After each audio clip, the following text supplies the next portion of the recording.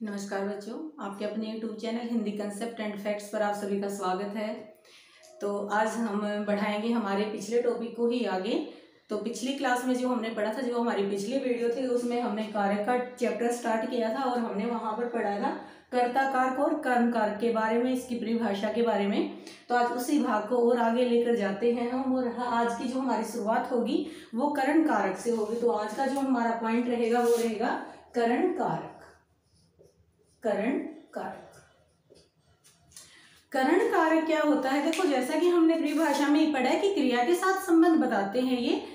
तो जो शब्द क्रिया के साथ इस रूप में अपना संबंध दर्शाएगा, कहने का मतलब क्या है कि कोई भी क्रिया जब की जाती है तो उस क्रिया को करने के लिए हमें किसी न किसी साधन की जरूरत पड़ती है, हमें किसी न किसी माध्यम की जरूरत पड़ती है।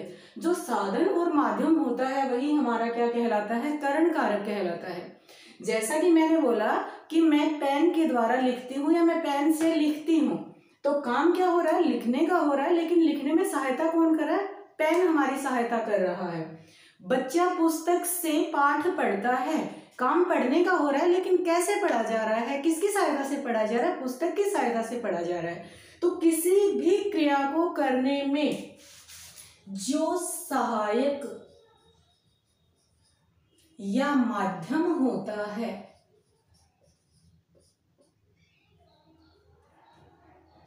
क्रिया को करने में जो सहायक या माध्यम होता है वही हमारा क्या कहलाता है? करण कारक कहलाता है।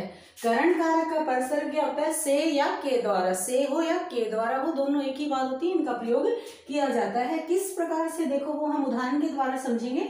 बिल्कुल सिंपल पॉइंट है, यहाँ पर कोई दिक्कत ही नहीं है, क्योंकि यहाँ दोनों में थोड़ी से पॉइंट किस वजह से बन रहे थे कि कहीं पर यहाँ परसर्ग का लोप हो रहा था। पिछले उदाहरण जो हमने पढ़े थे पिछली कक्षा में कि कहीं पर ने का लोप हो जाता है तो कहीं पर को का लोप हो जाता है, परंतु यहाँ पर ऐसी कोई भी दिक्कत नहीं होती है। तो बिल्कुल सीधा और सरल पॉइंट है ये। जैसा हम पिछली क्लास में उदाहरण को लेके चल रहे थे वही उदाहरण हम यहाँ भी पढ़ेंगे। हमने उदाहरण लिया था राम पाठ पढ़ता है, तो आज उसी उदाहरण को मैं थोड़ा सा और आगे बढ़ाती हूँ। राम पुस्तक से पाठ पढ़ता है। राम पुस्तक से पाठ पढ़ता है। यहाँ पर क्रिया क्या है? पढ़ना। जैसा कि मैंने आपको बताया था कि कर्ता के साथ कौन लगाओगे तो आपको कौन मिल जाएगा? क्रिया के साथ अगर आप कौन लगाओगे तो आपको कर्ता मिल जाएगा। क्रिया के साथ अगर क्या या किसे लगाओगे तो आपको कर्म मिल जाएगा।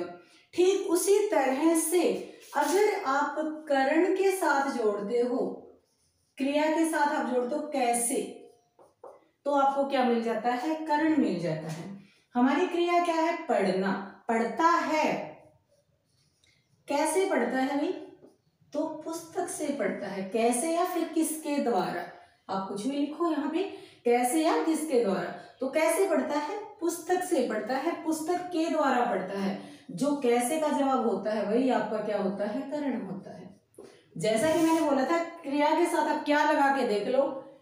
क्रिया है पढ़ना, क्या पढ़ता है भाई? तो क्या पढ़ता है आपको पता है? पाठ। जो क्या है वही हमारा क्या है? कर्म। जैसा कि मैंने बोला था क्रिया के साथ कौन लगा लो, कर्ता मिल जाएगा। हमारी जो क्रिया है पढ़ना, पढ़ता है, कौन पढ़ता है? तो कौन पढ़ता है? राम। तो ये आपका क्या हो गया? कर्ता। कौन पढ़ता है? राम। कर्ता कारक। क्या पढ़ता है? पाठ पढ़ता है, कर्म कारक। कैसे पढ़ता है? पुस्तक से पढ़ता है, करण कारक। यहां पर कोई आपसे पूछे कर्ण कारक का परसर्ग क्या है, तो कर्ण कारक का परसर्ग से है। पुस्तक के द्वारा पढ़ता है तो के द्वारा हो गया, पुस्तक आपका क्या हो गई? कर्ण कारक हो गई। जैसे हमने लिखा मां चाकू से फल काटती है। काटती है, मां चाकू से फल काटती है। तो क्रिया हमारी क्या है? यहाँ पे काटना क्रिया है। कौन काटती है भाई? तो मां। कौन का मतलब क्या होता है? कर्ता। कर्ता। क्या काटती है? फल काटती है तो फल आपका क्या हो जाएगा, कर्म। कैसे काटती है, चाकू से काटती है तो चाकू आपका क्या हो जाएगा, कर्म। काटने में सहायता चाकू ने की, पढ़ने में सहायता इसने की। मैं बस के द्वारा जाता हूँ, सेंटर में जाता हूँ, मैं बस के द्वारा स्कूल जाता हूँ, बस से स्कूल जाता हूँ, तो बस से जो है आपका करण कारक है, जाने में सहायता किसने की, बस ने की, तो बस आपका क्या हो जाएगा, करण कारक हो जाएगा। तो बिल्कुल सीधा और सरल, बिल्कुल सिंपल पॉइंट था। यहाँ पर हमारा जो करण कारक का था वो। अगला जो हमारा रहेगा वो रहेगा संप्रदान, और हम कह सकते हैं इसको मोस्ट इम्पोर्टेंट, बहुत ही इम्पोर्टेंट है, काफी महत्वपूर्ण पॉइंट है कारक के टॉपिक के अंदर, संप्रदान और अपादान जो हम पढ़ेंगे वो वाले। तो यहां देखते हैं क्या है, इसके अंदर क्या दे रखा है।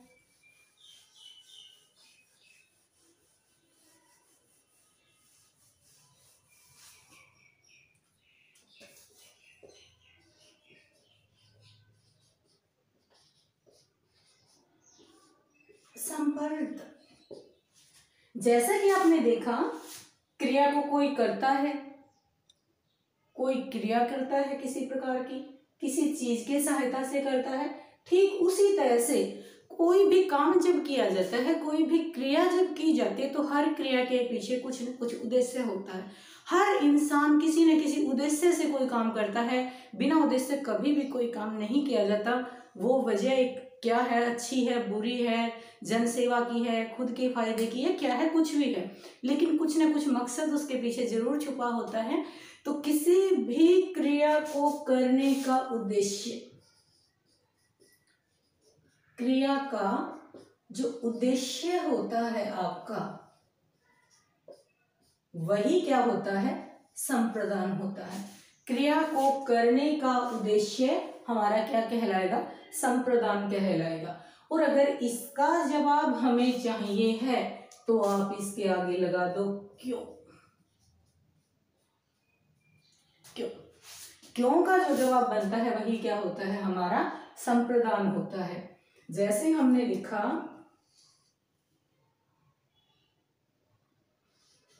बालक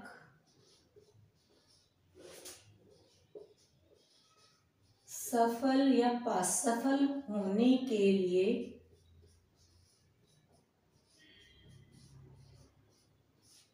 पुस्तक से पाठ पढ़ता है।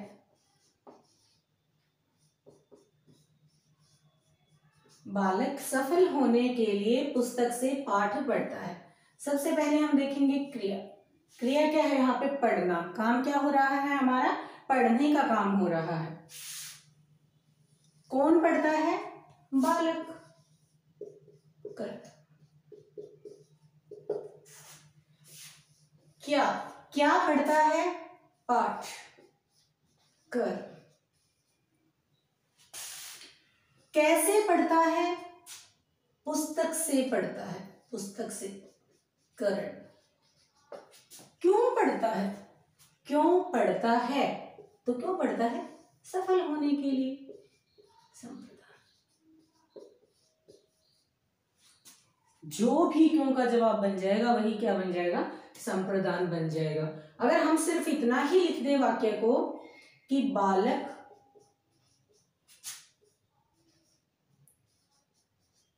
पास होने के लिए पढ़ता है, बालक पास होने के लिए पढ़ता है।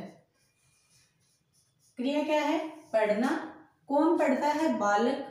क्या पढ़ता है, क्या पढ़ता है इस वाक्य में, तो हमें नहीं पता है क्या पढ़ता है, इसका मतलब यहाँ पर कर्म नहीं दे रखा है।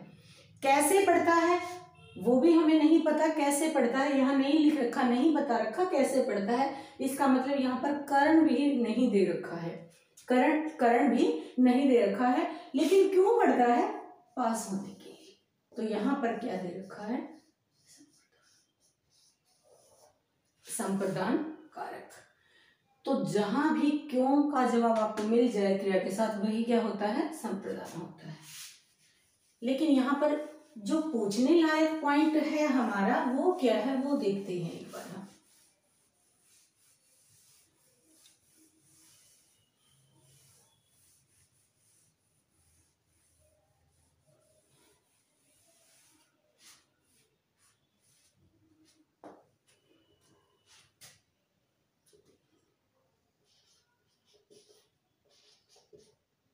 सीमा ने टीना को पुस्तक दी। सीमा ने टीना को पुस्तक दी, या फिर हमने लिख दिया माँ ने भूखे को भोजन दिया। माँ ने भूखे को भोजन दिया। तो यहां देखेंगे हम, पहली बात तो एक को हमें यहां दिखाई दे रहा है, एक को हमें यहां दिखाई दे रहा है। बहुत बार क्या होता है, बच्चा इस को देखते ही कहना शुरू कर देता है कर, कर। तो ध्यान से देखेंगे, यहां पर जो को विभक्ति चिन्ह है वो संप्रदान के लिए भी लिख रखा है। को विभक्ति चिन्ह संप्रदान के लिए भी होता है। तो यहां अगर हम गौर से देखें तो देखो, क्या दी, पुस्तक दी, क्या दिया, भोजन। क्रिया देना है, यहां भी क्रिया देना है, यहां भी क्रिया देना है। यहां क्या दी, पुस्तक। क्या का जवाब क्या होता है, सदैव कर्म होता है। क्या दिया, भोजन, ये भी क्या हो गया आपका, कर्म हो गया। इसका जवाब भी हमेशा क्या होता है, आपका कर्म होता है। तो ये देखेंगे कि ये भी अपना कर्म है और ये भी कर्म है। लेकिन मैंने यहाँ पर जो बात की है वो इन दोनों शब्दों की है, टीना को और भूखे को। ये दोनों भी कर्म है क्या, तो ये दोनों कर्म नहीं है। एक चीज से आप इसका अंदाजा लगा सकते हैं। जैसे मैं एक उदाहरण और लिख रही हूं, जैसे अभी हमने लिखा